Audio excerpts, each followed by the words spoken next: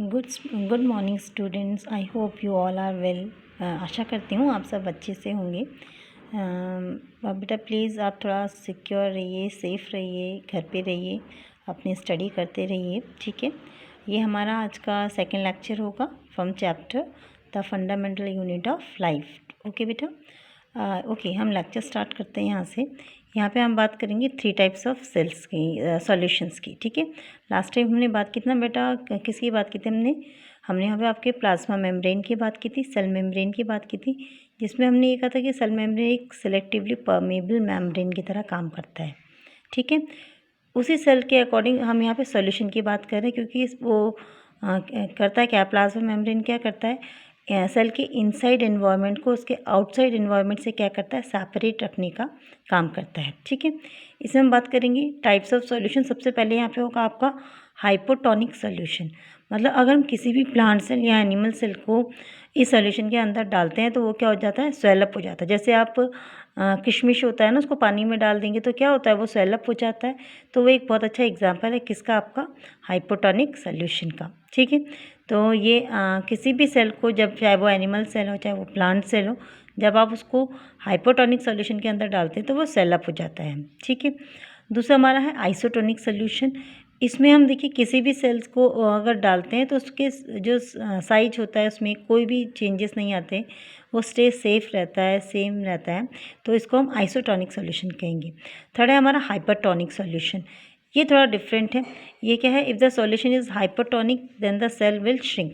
अगर आप किसी भी एनिमल या प्लांट सेल को इस सॉल्यूशन के अंदर डालते हैं तो वो श्रिंक हो जाएगा। इसका अच्छा एग्जांपल मैं आपको लास्ट टाइम भी बता चुकी हूँ कि पोटैटो चिप्स को आप सक्रोज सॉल्यूशन में डालते हैं तो क्या होता है, वो श्रिंक हो जाता है, ठीक है। तो ये तो हमारा टाइप ऑफ सॉल्यूशन के बारे में था। अब हम बात करते हैं अपना इंपॉर्टेंट टॉपिक सेल वॉल के बारे में, ठीक है। ये आपके सेल वॉल की पिक्चर दिख रही है। सेल वॉल जो होता है वो पैक्टिन एंड सेलुलोज का बना हुआ होता है। ये नीचे प्लाज्मा मेम्ब्रेन, जिसकी अभी हमने बात की थी, ठीक है बेटा। तो सेल वॉल है, बहुत इंपॉर्टेंट रोल प्ले करता है, याद रखिएगा। It is present only in plant cell. ये सिर्फ किस में प्रेजेंट होता है, प्लांट सेल में प्रेजेंट होता है। और पिक्चर से भी आपको पता चल रहा है कि ये किसका बना हुआ है, सेलुलोज का एंड पैक्टिन का। ये काम क्या करता है, तो बेटा ये क्या करता है, किसी भी सेल को शेप देने का काम करता है, ठीक है। किसी भी सेल को क्या करता है, शेप देने का काम करता है और प्रोटेक्शन करता है किसकी, सेल्स की, ठीक है।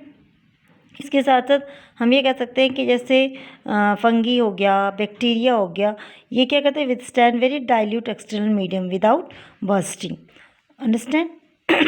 सॉरी, यहाँ पे ये सेल वॉल के बारे में था आपका। आगे एक इम्पॉर्टेंट चीज़, यहाँ पे क्वेश्चन कई बार रिपीट होता है, क्योंकि अभी हमने प्लांट के इन एंड आउट कंडीशन के बारे में बात की। तो यहाँ पे क्वेश्चन आता है आपका, व्हाट इज़ प्लाज्मोलाइसिस। तो क्या होता है, प्लाज्मोलाइसिस एक प्रोसेस होता है बेटा, जिसमें जो सेल होता है वो अपने वाटर को लॉस करना शुरू कर देता है, ठीक है। तो एक ऐसा प्रोसेस जिसमें सेल जो होता है अपने वाटर को लॉस करना शुरू कर देता है, इसको हम क्या बोलते हैं, हाइपरटोनिक सॉल्यूशन, ओके। अब हम बात करते हैं सेल के अंदर सबसे इम्पॉर्टेंट टॉपिक जो हमारा होता है वो न्यूक्लियस का, ठीक है। न्यूक्लियस आप डायग्राम देख रहे हैं न्यूक्लियस का, ठीक है। इसमें न्यूक्लियोलस है, न्यूक्लियर पोर दिख रहा है आपको, जो न्यूक्लियर मेम्ब्रेन के बीच में जो गैप है उसमें बोलते हैं हम, ठीक है।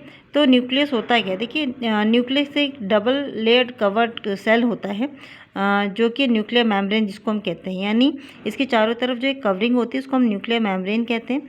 और जो न्यूक्लियर मेम्ब्रेन है उसके बीच में पोर्स आपको दिखाई दे रहे हैं, जो ये पोर्स हैं वो क्या करते हैं, अलाउ करते हैं मटेरियल को अंदर या बाहर जाने के लिए, okay.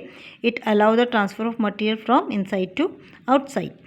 The nucleus contain chromosomes which are compose of DNA and protein. पहले भी बता चुकी हूँ मैं आपको कि जो न्यूक्लियस है इसमें क्रोमोसोम्स पाए जाते हैं, और ये क्रोमोसोम्स किस चीज़ के बने हुए होते हैं, डीएनए एंड प्रोटीन की, ठीक है। जैसे कि हम बात करें कि आपकी बॉडी में जितनी भी सेल्स है सबका अपना एक न्यूक्लियस है और सबका अपना एक डीएनए है। यानी आपके जैसे आपके स्कार्फ में आपके हेयर का कोई एक फ्रेगमेंट ले लिया हमने, या आपके नाखून नेल्स का कोई एक फ्रेगमेंट ले लिया, तो वो भी एक सेल है, ठीक है।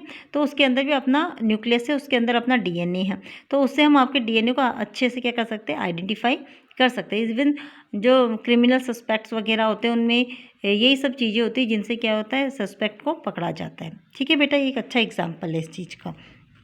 और इम्पोर्टेंट क्या है, तो जो न्यूक्लियस है वो कंट्रोल करता है सेल की सारी एक्टिविटी को, कंट्रोल कौन करता है, न्यूक्लियस करता है यहाँ पे, ठीक है।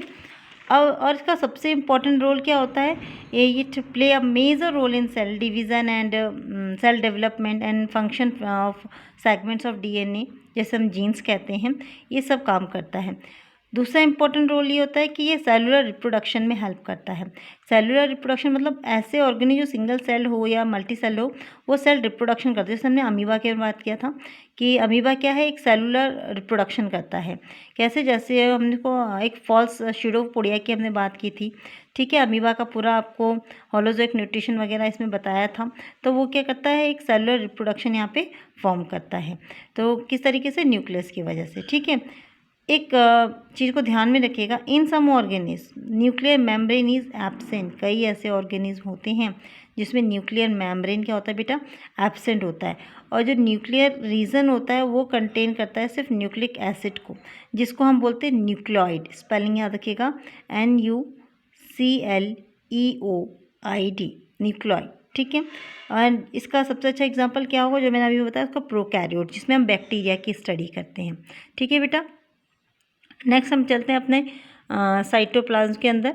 साइटोप्लाज्म क्या है, ये जो आपका न्यूक्लियस होता है और जो आपका सेल होता है, इसके बीच में जो फ्लूइड लाइक स्ट्रक्चर आपको नज़र आता है, इसको हम क्या कहते हैं, साइटोप्लाज्म कहते हैं, ठीक है। It is a jelly like viscous substance occupying entire cell, पूरे सेल को घेरे हुए होता है, लेकिन सिवाय किसके, न्यूक्लियस की, ठीक है। ये और भी क्या करते हैं, और भी सेल ऑर्गेनेज जो होता है, मतलब देखिए साइटोप्लाज्म कैसे, एक बाल्टी पानी ले लिया, एक बकेट में आपने पानी ले लिया और उसमें बहुत सारे टॉयज़ आपने डाल दिए, तो टॉयज़ उसमें फ्लोट करते हैं ना, ठीक उसी तरीके से एक सेल जो होता है उसके अंदर जितने भी सेल ऑर्गेन्स होते हैं, चाहे आपका माइटोकॉन्ड्रिया हो गया, चाहे आपका प्लास्टिड हो गया, चाहे आपका लाइसोसोम हो गया या वैक्यूल हो गया, तो ये सब उसके ऊपर क्या करते हैं, फ्लोट करते हैं। तो हम कह सकते हैं it also contain many specialize cell organelle that perform a specific for the cell. I hope आपको साइटोप्लाज्म यहाँ पे समझ में आया होगा, ठीक है। बहुत मेन है, cell wall, nucleus and cytoplasm. किसी भी सेल की स्टडी के लिए आपको सबसे पहले ये इंपॉर्टेंट है कि ये जानना होगा, ठीक है। अब हम अपने इम्पॉर्टेंट एक ऑर्गेनल पे चलते हैं, इसको हम कहते हैं एंडोप्लाज्म। अब क्योंकि फंक्शन शुरू होता है, अब सेल के अंदर जो सेल्स फंक्शन करते हैं उसको ध्यान में रखते हुए हम यहाँ पे देखेंगे। देखिए एंडोप्लाज्मिक रेटिकुलम का डायग्राम आपको दिख रहा है। एक जगह देखिए मैंने इसको डिफाइन किया, एक जगह स्मूथ एंडोप्लाज्मिक रेटिकुलम लिखा है, दूसरी तरफ रफ एंडोप्लाज्मिक रेटिकुलम लिखा है। अगर आप ध्यान से देख रहे होंगे डायग्राम को, कि जो रफ एंडोप्लाज्मिक रेटिकुलम है, इसमें गोल गोल एक स्ट्रक्चर जिसको हम राइबोसोम कहते हैं, ठीक है, वो प्रेजेंट है। लेकिन जो आपका स्मूथ एंडोप्लाज्मिक रेटिकुलम है उसमें वो क्या है, एब्सेंट है, ठीक है। और राइबोसोम क्या करता है बेटा, बेसिकली राइबोसोम जो होता है वो सेल के अंदर प्रोटीन सिंथेसाइज करने का काम करता है। तो एक आइडिया तो यहीं से पता चल जाता है कि रफ एंडोप्लाज्मिक रेटिकुलम क्या होता है, प्रोटीन सिंथेसाइज करता है, लेकिन स्मूथ एंडोप्लाज्मिक रेटिकुलम ऐसा कोई फंक्शन नहीं करता है, ठीक है। ये तो डायग्राम की बात है। अब हम बात करते हैं, सीधी सी बात करते हैं कि अगर हमसे पूछा जाए कि ये एंडोप्लाज्मिक रेटिकुलम होता क्या है, तो हम क्या कहेंगे, ये एक बहुत बड़ा नेटवर्क मेम्ब्रेन होता है, मतलब एक बहुत बड़ा नेटवर्क होता है जो एक मेम्ब्रेन से बाउंड होता है। ट्यूब तरह की शीट्स होती हैं, ट्यूब की तरह एक शीट्स होती हैं जो मेम्ब्रेनस होती हैं, मेम्ब्रेन से बाउंड होती हैं, ठीक है। और ये क्या करती है, स्पेशली जितने भी सेल के अंदर जितने भी ऑर्गेनल्स होते हैं, जितने भी होते हैं, उन सबको क्या होता है, प्रोटीन डिवाइड करने का काम करती है। Means it serve as a channel for the transport of material, especially protein, between various organisms of the cytoplasm or between cytoplasm and nucleus. Understand? तो ये हमने सीधी सी डिफाइन किया है कि एंडोप्लाज्मिक रेटिकुलम होता क्या है। इसके साथ साथ अभी जब डायग्राम में हमने इसे डिवाइड किया है, दो तरीके का है, rough endoplasmic reticulum and smooth endoplasmic reticulum, ठीक है। तो रफ एंडोप्लाज्मिक रेटिकुलम क्या है, these are rough at surface, नाम से रफ बोला है ना, RER एंड SER, तो RER नाम से ही पता चलता है, यानी इसका सरफेस क्या होता है, रफ होता है। और ये किससे एसोसिएटेड होता है, राइबोसोम से, जैसा कि आप डायग्राम में देख रहे हो। और ये राइबोसोम से एसोसिएटेड, इसका मतलब है रिस्पॉन्सिबल है किस चीज़ के लिए, प्रोटीन सिंथेसाइज करने के लिए, ठीक है। SER की हम बात करें तो देखिए SER जो है, it also play a crucial role in detoxifying many poison and drugs. हम बात कर सकते हैं कि SER क्या है, इसका सरफेस देखिए बहुत स्मूथ होता है, इसमें किसी भी तरीके का राइबोसोम एसोसिएट नहीं है, यानी ये राइबोसोम यानी प्रोटीन सिंथेसाइज नहीं करता, लेकिन हाँ ये फैट मॉलिक्यूल या लिपिड्स को मैन्युफैक्चर करने का काम भी करता है। इसके साथ साथ क्या होता है, SER स्मूथ एंडोप्लाज्मिक रेटिकुलम की हम बात करें, it also play a crucial role, मतलब बहुत अच्छा इंपॉर्टेंट रोल प्ले करता है कि ये हमारे सेल्स को क्या करता है, डिटॉक्सिफाइंग करने का काम करता है। ठीक है, तो ये आपका क्या था, types of endoplasmic reticulum. Endoplasmic reticulum को डिस्कवर किसने किया था, कैथ पॉटर। ठीक है, कैथ पॉटर ने इसको डिस्कवर किया था।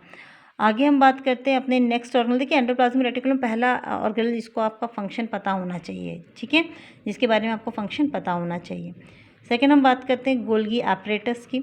दिख रहा है आपको गोल्गी एपरेटस, इसमें स्ट्रक्चर ये इसके बीच में जो खाली जगह आपको दिख रही है भरी हुई, वो ल्यूमेन कहते हैं, इसको हम सिस्टर्नी कहते हैं। ठीक है, सिस्टर्नी बेसिकली प्रोटीन होता है। ठीक है बेटा, गोल्गी एपरेटस जो है ये एक बायोलॉजिस्ट थे, उनके नाम पे, क्योंकि उन्होंने इसको डिस्क्राइब किया था, उनका नाम था कैमिलो गोल्गी।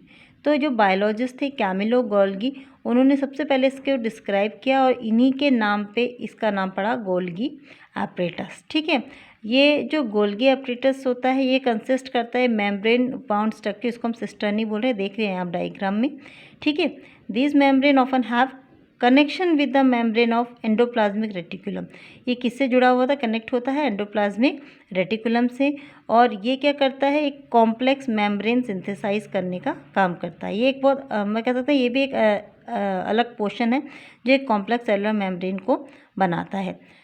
ये तो हमने सिर्फ इसके स्ट्रक्चर के बारे में बात किया।